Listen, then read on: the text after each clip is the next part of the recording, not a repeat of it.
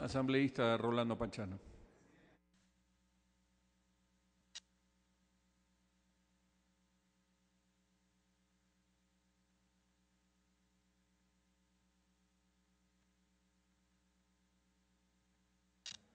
Gracias, señor presidente. Tengo una presentación, le rogaría, por favor, adecue la iluminación para poder presentárselo al Pleno.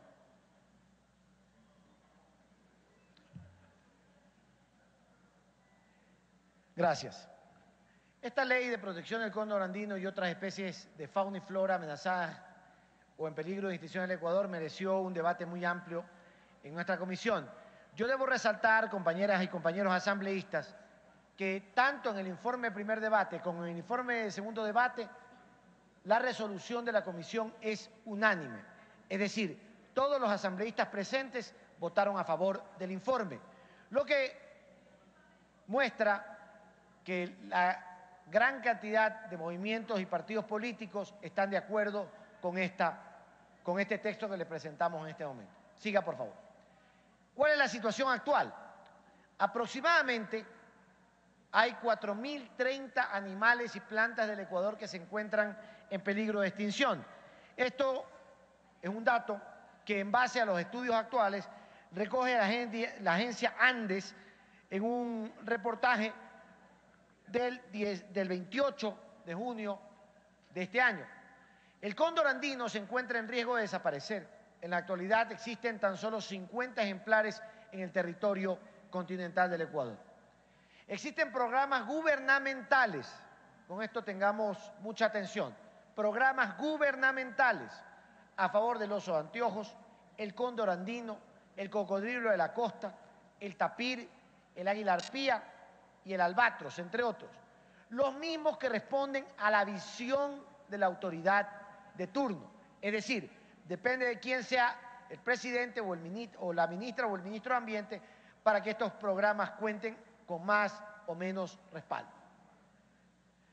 La ley forestal, es indudable que lo primero que tenemos que decir es si la ley es oportuna o no.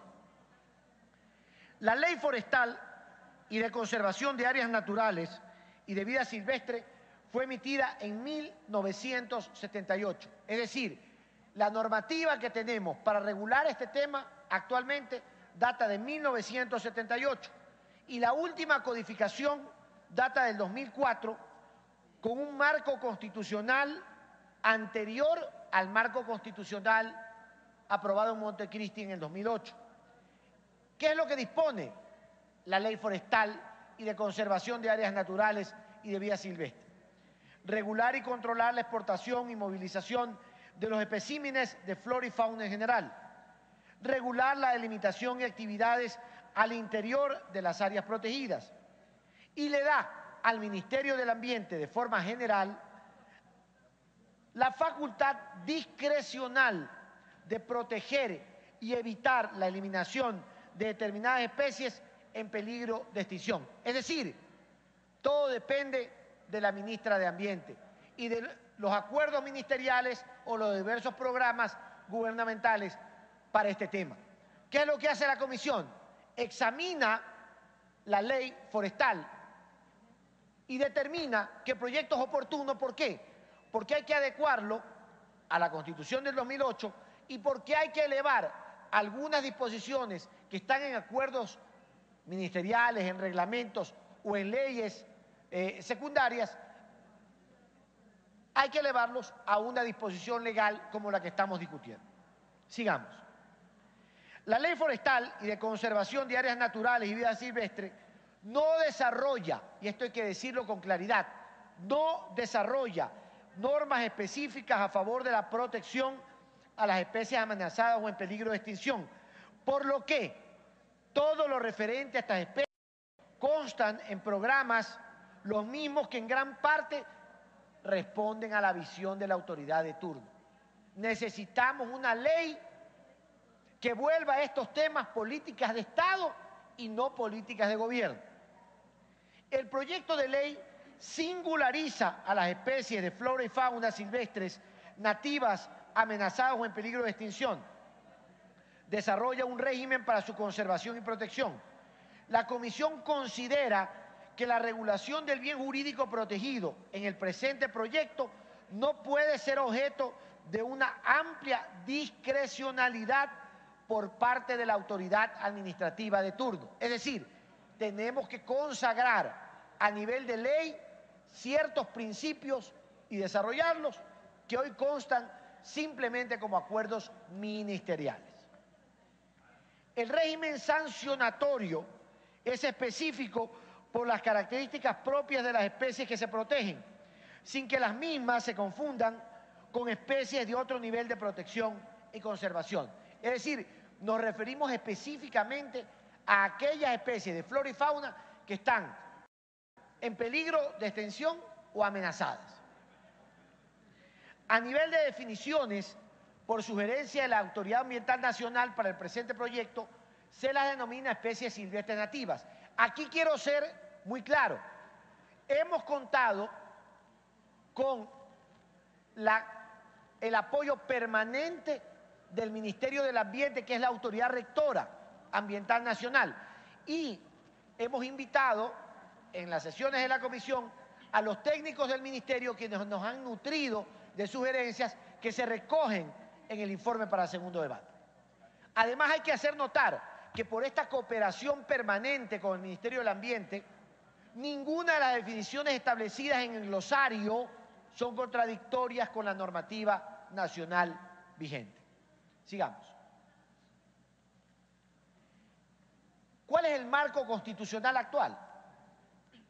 Es necesario, mediante leyes de carácter general, que se aterricen los principios ambientales constitucionales. Entonces, ¿qué es lo que dispone el artículo 132 de la Constitución? Se requerirá de ley en los siguientes casos. 1. Regular el ejercicio de los derechos y garantías constitucionales. Y 2. Tipificar infracciones y establecer las sanciones correspondientes.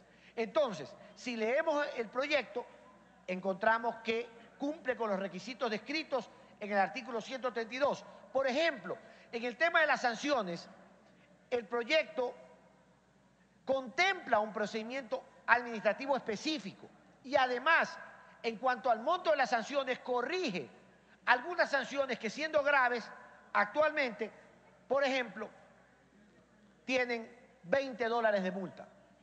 Entonces, nosotros adecuamos la normativa al salario actual y también lo desarrollamos en función de la gravedad de cada falta que encontramos desarrollada en el proyecto. Sigamos. Es importante decir que este proyecto fue socializado a 19 instituciones, universidades, ministerios, secretarías de Estado, organizaciones de la sociedad civil. La comisión contó con la asesoría técnica permanente del Grupo de Conservación del Cóndor del Ecuador y del experto en cóndores, que es Friedemann Koster, que es una autoridad a nivel mundial. 5 universidades a nivel nacional remitieron sus observaciones al proyecto. Ninguna estuvo en contra del proyecto. Ninguna observó tampoco que el proyecto sea redundante o que las normas del proyecto estuvieran ya contenidas en otra normativa vigente actualmente. Ha remitido permanentemente a la comisión sus observaciones, resaltando la utilidad del proyecto. Después del primer debate, 13 asambleístas remitieron sus observaciones. Estas observaciones fueron analizadas e incorporadas. Los siguientes asambleístas observaron: María Paula Romo, Juan Carlos Casinelli, Leonardo Viteri, María Molina, Jerónimo Yantalema, Fernando Bustamante, Luis Morales, Pedro de la Cruz, Paco Moncayo, Jaime Abril, Marisol Peñafiel, Yandri Brunner y Fernando Cáceres. Siga. ¿Qué es lo que hemos cambiado del informe a primer debate? El alcance de la norma se le amplió al incluir fauna y flora. Se incluyeron en los antecedentes varios artículos de la Constitución de la República del Ecuador relacionados con los derechos de la naturaleza. Eso también fue observación recogida del Pleno. El objeto del proyecto son las especies silvestres nativas que están amenazadas o en peligro de extinción. Es decir, no todas las especies, solo aquellas silvestres nativas que están amenazadas o en peligro de extinción. Se plantea el principio de coordinación con las instituciones públicas vinculadas a la protección de especies objeto del presente proyecto de ley. Por ejemplo, en la ley forestal no se habla de los GATS, porque en ese entonces, en 1978, no existían los GATS. Con la normativa constitucional de 2008, cambiamos de denominación y no solamente cambiamos de denominación, sino que otorgamos otras competencias a los GATS. Por eso es que es importante actualizar esa ley forestal y en torno a estas especies específicamente ya incluir en esa normativa la denominación y sus competencias. Sigamos. Otro tema que fue observado aquí en el Pleno. Es fundamental que mediante una disposición transitoria se regularice la tenencia de aquellos especímenes silvestres nativos cumpliendo con requisitos que demuestren la calidad de vida y medidas de seguridad de dicho espécimen. Caso contrario, deberá ser decomisado por la Autoridad Ambiental Nacional. Esto lo observó el asambleísta Leonardo Viteri con muy criterio y se refirieron algunos otros asambleístas al tema. ¿Qué ocurre? Que algunas de estas especies ya tienen años en posesión de una persona natural o jurídica. Entonces, había que legislar respecto de la tenencia y de la posesión de estas especies. Y entonces, en el artículo 9 y en la disposición transitoria segunda, hemos nosotros establecido cuál es la norma específica, bajo qué condiciones, y hemos establecido también un plazo. El plazo es 18 meses. Es decir, si yo tengo una especie de estas en mi poder de hace mucho tiempo y no puedo, por ende, reinsertarla a su hábitat natural, entonces la Autoridad Nacional me tiene que certificar, en base a las condiciones que se establecen en el artículo 9, que yo soy apto para tenerla y tengo como persona natural o como persona jurídica 18 meses para registrarme ante la Autoridad Ambiental Nacional. Si no me registré ante la Autoridad Ambiental Nacional en ese caso, entonces aplica el decomiso de la Autoridad Ambiental Nacional para cumplir los fines de la ley. Es necesario también, la Comisión consideró así, crear un ente asesor y consultivo. Aquí no estamos aumentando presupuesto, no estamos creando más burocracia. Es un ente asesor y consultivo integrado por las autoridades del gobierno central, por las autoridades de los GATS y la academia, es decir, la universidad, para que realice un permanente análisis de la situación de las especies silvestres nativas amenazadas o en peligro de extinción. Como consecuencia también le imponemos al Ministerio del Ambiente, como la autoridad rectora, que cada 3 años actualice de manera obligatoria los denominados libros rojos, en los cuales se determine qué especie está en peligro de extinción o está amenazada. Y entonces tenemos ya, a nivel de ley y no a nivel de acuerdo ministerial, una obligación del Ministerio Rector de informar al Ecuador y al mundo cuáles son estas especies. Sigamos.